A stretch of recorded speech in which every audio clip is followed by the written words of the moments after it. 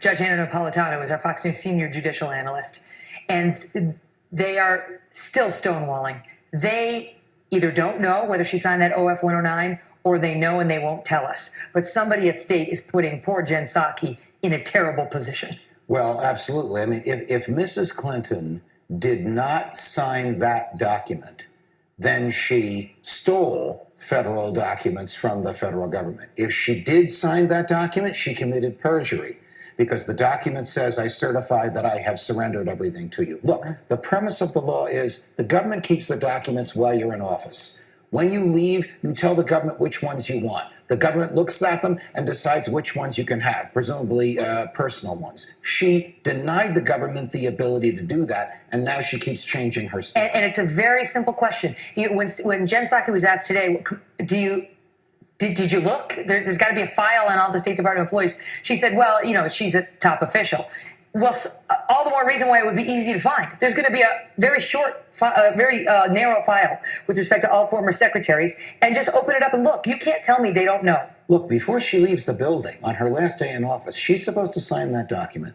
And an official of the State Department is supposed to sign another document saying, I certify as, and fills in his or her title. And guess that what? The Secretary of State left all of her documents with me. And guess Where's what? that file? Guess what? Where's that document? We FOIA'd that one too.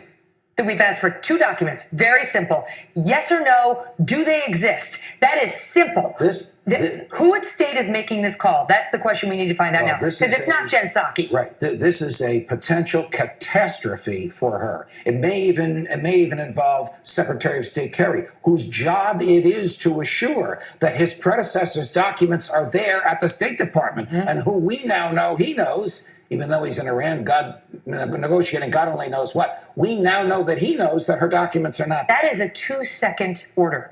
Find the document, answer the question, yes or no. In the meantime, her other story appears to be falling apart. Why she did this in the first place. I mean, she came out and said it was for convenience, which a lot of people doubted. She was clear as can be. She's a Clinton. She's a Clinton. She didn't want to carry 2 BlackBerries with her, even though we know during much of her professional life, she carried 2. Right. The Clintons have been through a lot of investigations, so a lot of people had questions about whether this convenience excuse was real.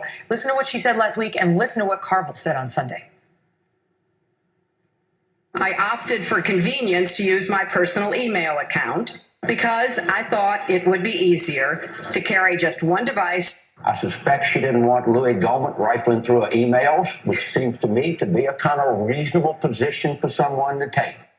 Well, now that reference to Louis Gohmert rifling through her emails is a reference to congressional oversight. Congressman Gohmert, a former judge, is on the House committee to which the Secretary of State reports in justifying her behavior. She didn't want him rifling through. Well, then she shouldn't have become the Secretary of State. It doesn't work that way. So Jim Carville, who we know, who at one time worked here, is apparently saying, don't believe what she said last week. Right. She was trying to frustrate Congress's lawful authority. Last question.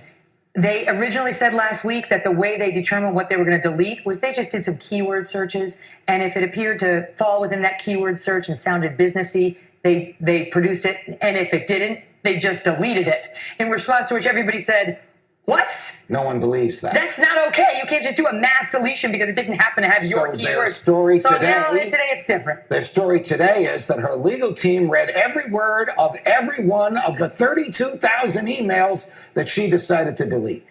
That's not possible. But even if it were, it's for the government to read, right, not for her own agents and lawyers loyal to her That's to do the point. so. Don't get too caught up in whether she deleted it this way or she deleted it that way. The bottom line is, it wasn't her choice to make. Precisely. And we'll see whether she's certified otherwise in her OF 109.